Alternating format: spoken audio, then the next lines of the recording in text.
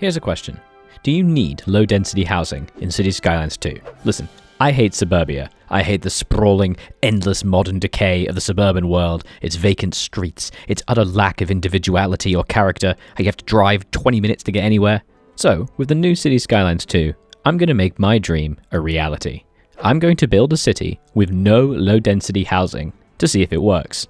For more challenge runs and stupid, arbitrary anti-suburbia rants, why not subscribe and like the video, and tell me your favorite city design. Alright, we're going ultra-dense cities, so let's pick a map with one of the least amounts of land, Mountain Village, practically forcing me to build high density. In fact, let's just go all out and call it Switzerland. Alright, here we are. It's super limited where I can build, but I like that. Ooh, lovely. A heart in the middle. Just like what you should do by liking the video and subscribing. So while I get started with the beginnings of my industry and the first whispers of the dream of my city, I should explain that I slightly lied in the title. I do have to build some low-density housing at the start. This is because non-low-density housing is locked behind milestones, so I need to get a little bit of dreaded suburbia into my city first, get some population in, and then I can immediately replace them with all the proper density, and hopefully it won't cause my entire city to collapse. Right, since we don't have a lot of space for our own power, let's just buy it from the grid. It'll be fine. And there is the initial setup for my town, a little central roundabout connecting from the highway, some early industry, and I don't quite understand what I was doing with these neighborhoods, but you know, it's fine. It'll be fine once I expand. The first bits of early low-density housing are populating. I cannot wait to destroy those, but we're getting people in the city. By the way, I should say that the reason I'm making this video is I've discovered that the zoning demand meters in the bottom left mean nothing. That's right, they are basically meaningless. They express want, not actual demand. This means that the entire game I'm going to have low density demand all the way through, people clamoring for me to build suburbia, but it's not going to make a difference anyway. And I will prove it to you. And if you're looking for a reason why I hate suburbia, look at this. This is just such a waste. No one lives here.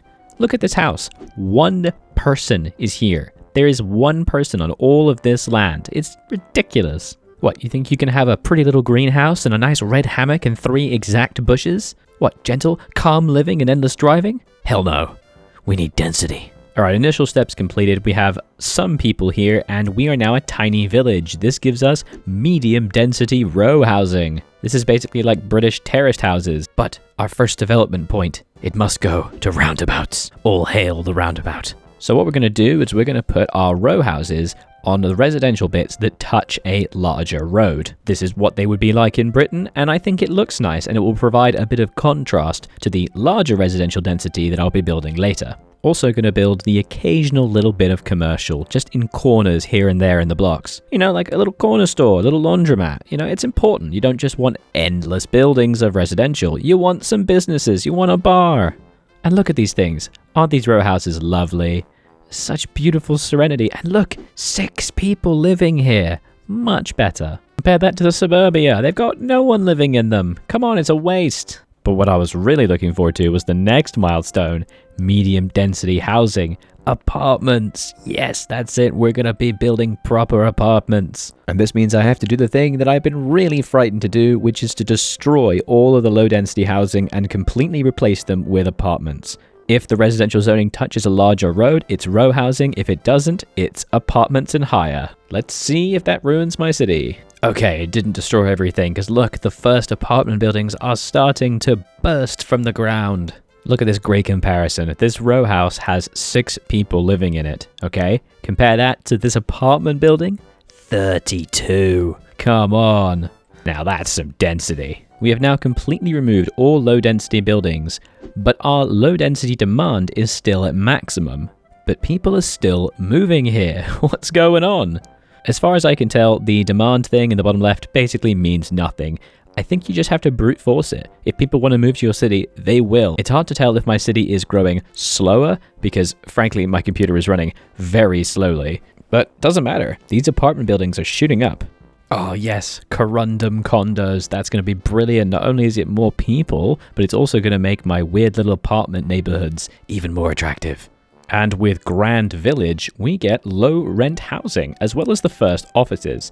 I can't really make much use of offices yet because I haven't got universities yet, but low rent housing is a really important step on the way to finally having proper city density. And buses, which we're going to desperately need as our industry and commerce sections sort of explode in size compared to our residential.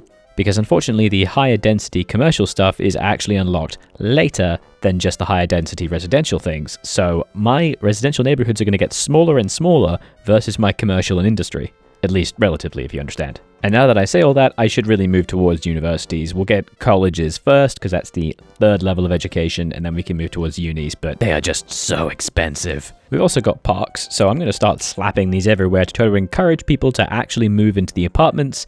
And, okay, for some reason, the park depot building is the first one in the parks menu, so I've accidentally built a whole bunch of them. Okay, that was a waste of many tens of thousands of taxpayer dollars. Oh my god, look at the density of these low-rent buildings. 144 people. There's basically no one here yet, but it doesn't matter. Look at that. And look just how attractive the bus network looks when you got it all set up. I've got swoopy roads. It's lovely. Of course, for proper urbanity, you can't just have dense buildings. No. You also need to have mixed-use zonings. This is the thing I was most excited for in Cities Skylines 2. These are buildings that are residential on top and commercial on the bottom. It's fantastic. This is just so perfect. Basically, every high street in Britain has these. So I'm going to be putting them along all of my major roads, and they provide shops, but also places to live. And then the commerce itself will provide places to go and things to do. This is perfect. Like, look at this. This is perfect. It employs 30-something people, and there's like 70 people that live here. It's like self-sustaining. It is a pretty ugly thing, and it sells plastics, but hey, it works. Okay, some time has passed, and I've started to plateau a little bit. I can't seem to get people to move to my city at any overwhelming numbers. And I think the reason is that there just isn't really enough jobs. Despite the fact that there isn't really any industry or commercial want yet, I think there's just too many people in the dense buildings I've constructed. So we're going to expand to the southeast where all this coal is, and we're going to make a brand new coal industrial sector. That way, not only will I finally get some damn money, hopefully this will incentivize a lot more people to move into the city as long as I have good transport connections. Speaking of, here are our very first trains connecting what will be our new coal area to our major residential and our further afield industry. It's beautiful. I've made a huge mistake. I built a hospital. 450,000 a month in upkeep. I am now in the red. 450,000. I'm so sorry, NHS workers. I have to destroy you. But it's okay, we can use that money to make a brand new neighborhood off of a roundabout with mixed-use buildings, different densities, commerce. It's lovely. And I think when you have this diversity of density, not counting low density of course, people do move in. It's great. Sort of springing out of the ground like mushrooms in little clusters, but it's fine. It's looking really good. I really like the look of this. Also, don't at me about my road system, okay? I want it to look pretty, and I really like roundabouts. Also, you can't have a beautiful, dense city without massive wealth inequality. So let's make a lovely gated community among the trees. Brightwater born, and with all those new neighborhoods, we are actually making money. A little bit of coal exports is definitely helping, but I think it's mainly just people paying taxes. It's great. And no hyper inefficient, low density housing to suck out all of my money. And it's going to get even better now because we're a big town, which means high density housing. Okay, we may have made some small mistakes here. There's a lot of businesses that don't have enough customers. Just a slight problem. I think I just built too much commerce all at once. And I don't quite understand. It's all very uneven how people move in. Like certain areas have loads of people moving in and certain areas don't. And there doesn't really seem to be any difference between them. Let me know in the comments if you know why this is. But it's okay, our very first high-density buildings are here. Big, tall apartments, look at that. 144 people, let's go. And also, maybe to try to incentivize more people moving in, let's change up the tax rates a bit. Let's lower the taxes on offices and on people who are highly and well-educated, and increase the taxes on people who are uneducated to incentivize them to move into the wealth bracket that moves into apartments. We've also just unlocked the high-density business, which is going to be very nice once we build our brand new neighborhoods and start getting some proper shopping districts together. Now we just gotta keep building brand new neighborhoods with cool road networks and expand the city outwards. Hey, at least we have high-density offices. This means we can start to make proper office districts and try to make sure people are actually in education, because it's going to mean very nice neighborhoods. Unfortunately, with density comes depravity. There's a car accident and everyone's just driving past it and ignoring them. And you can even see the crashed motorbike. This poor guy just sitting in the snow, bleeding to death. Oh, he's fine. He's walking off. Don't worry about it. He's good. He's going home. We've got lots of beautiful high-density offices and a lot of density. But unfortunately, the whole thing seems to be a bit of a GPU load. Just look at my game speed. But hey, look how pretty it all is. Doesn't this block design look good? A combination of row houses, mid and high density apartments, all graded based on their accessibility to the roads and services. Ah, it's beautiful.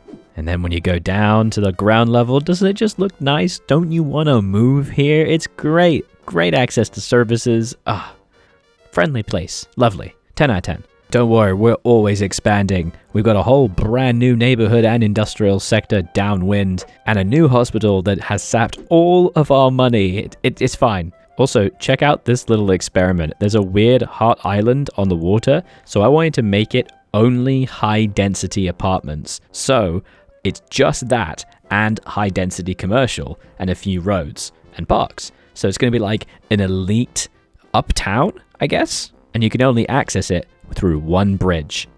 I'd live here. Oh god, look at the sea of not enough workers though. It's getting worse. I think the thing is I'm building so much, but people are not actually moving here quickly enough. Okay, there it is. After such a long wait, here it comes. 50,000 people. That's not bad. I did have to build a space center to finally give that little bit of citywide attraction, but it worked. This works. I do struggle from a lack of available workers and also a lack of available people to buy things, but overall, I would say you do not need low-density housing to play Cities Skylines 2. I'm going to call Switzerland also subscribe here for now because frankly my computer is getting very warm and I'm not sure if I could hit the 100k without my entire setup catching fire. But thank you very much for watching. Do be sure to subscribe for new videos every week, and I hope to see you next time. Bye-bye.